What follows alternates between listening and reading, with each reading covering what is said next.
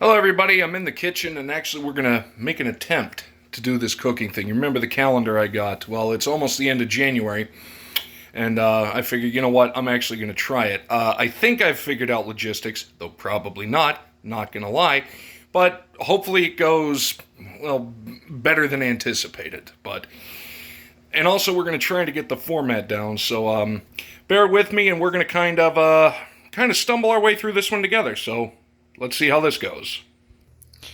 And just here we are right there. This is January month. See, January, hello. And we have, for Mesa Verde, Colorado, it's a different area. It's smoky chipotle. Here's the recipe. I'll give you guys a little time there if you want to pause that and look at that.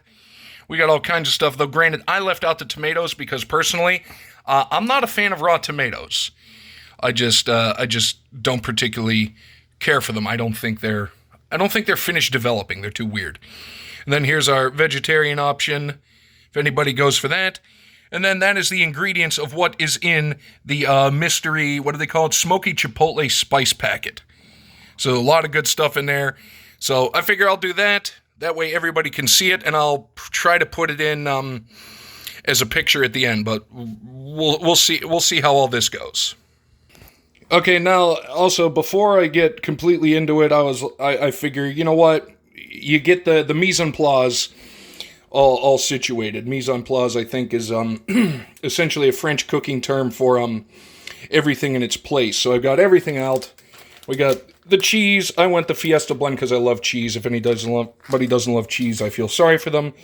Here's our meat. Granted, it does say London broil, not flank steak, but as I found out, London broil is basically, it's a cooking technique more, but butchers will often refer to a flank steak as a London broil cut, because that's the most common cut you use with a London broil, and I love me some flank steak. We got the sugar. Here's our smoky chipotle spice mix. We've got salsa, tortillas, we got all the accoutrement, green onions, the cutting board, some canola oil for the finish off. And the plate is basically going to be used for, I don't know how right now to show every single step, but we'll hack our way through it as best we can. But basically the plate is, especially because I like to use cast iron, love cast iron. And essentially, like, you don't oil the pan, you oil the meat. So I'm going to put the steak on there, oil it up, put all the seasoning on both sides as it says, and then I think it was cook it for about 3 to 4 minutes aside. So we're going to do that. We're going to get everything situated, going to get that in the pan, get it going, and basically we'll go from there. So 1 second. Okay, so we've got the spices mixed up. The cast iron is preheating. We got the steak mildly oiled up, and shout out Tim, we're going the gloves.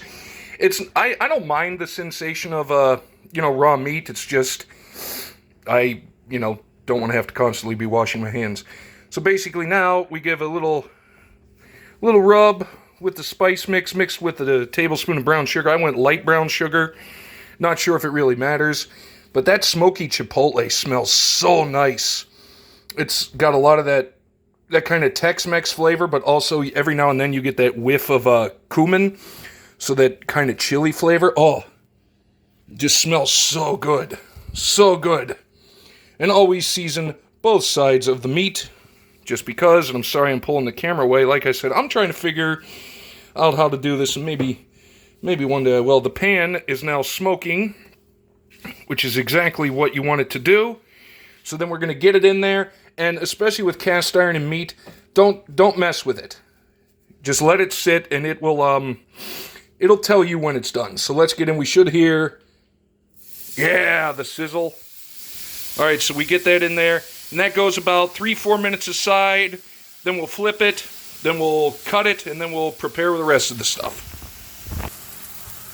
Okay, there we go. I think I've got cooking cam on to at least a degree. And it's been about 2 minutes. Get that heat up a little more, because you don't want it screamingly hot, but at the same time, you want it to get that real nice, good sear in there. So we'll let it go another 2-3 minutes, give it a flip, and then we'll go from there. So 1 second. Okay, just flipped it over. It's a little brown, but that's exactly what you want. That's probably from the brown sugar. But you want it to have that nice kind of crust. It just makes it better. Like people sometimes I feel get a little weirded out by food that is kind of, quote unquote burned, but it adds flavor. It really, really, really does. I'm just standing back here off camera, by the way. Giving it a little wave, hee hee. But basically, that's that's how it goes, and I love the cast iron. So I'm just gonna. Sorry, I also clean up as I go, which makes everything a lot easier. Heap the praise on cast iron a little bit. This pan that I'm using here, I actually got at a flea market in middle of nowhere, Pennsylvania, years ago. It was, at the time I got it, it was brand new, 10-inch, pre-seasoned. I mean, seasoning cast iron isn't difficult. It's just slightly time-consuming. Not the end of the world. I've done it before.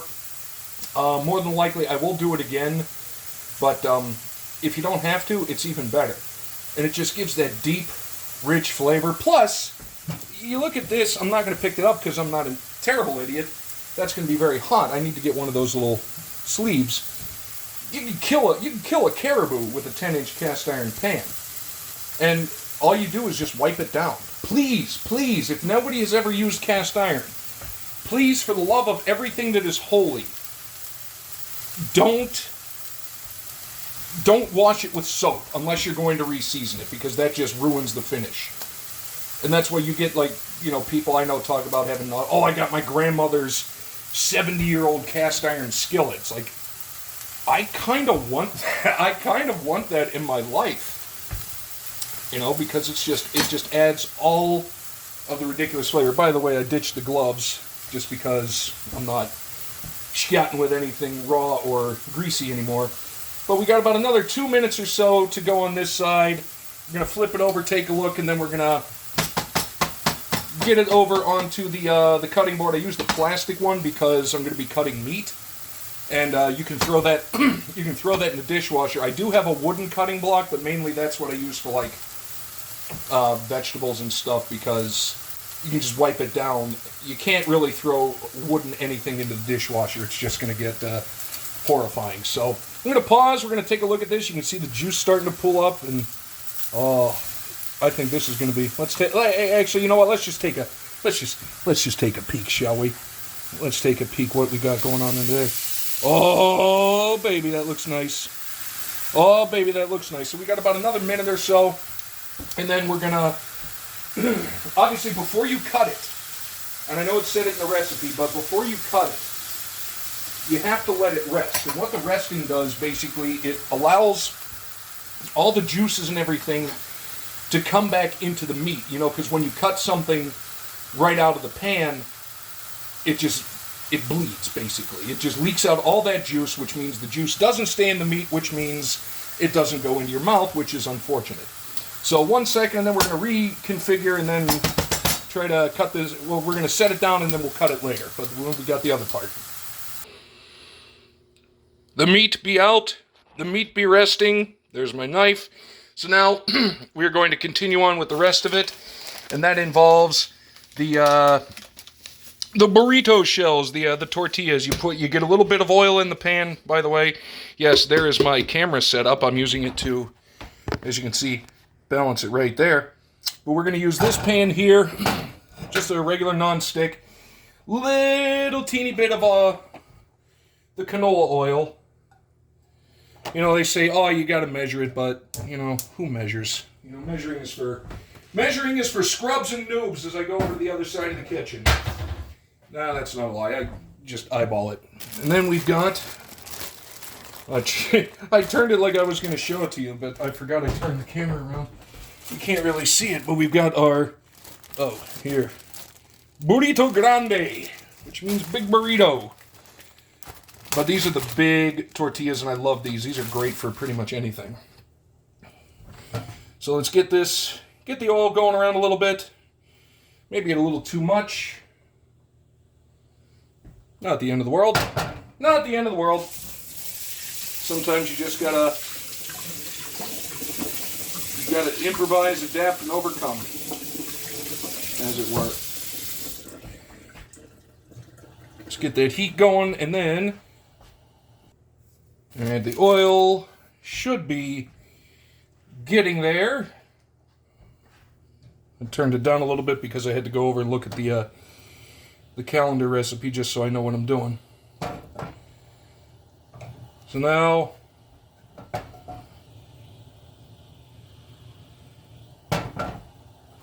we got, well, it's a little too big, but not terrible. So we got to get it in. We got to get it in there. I'm going to turn the heat down. Now we must slice the meat thinly against the grain.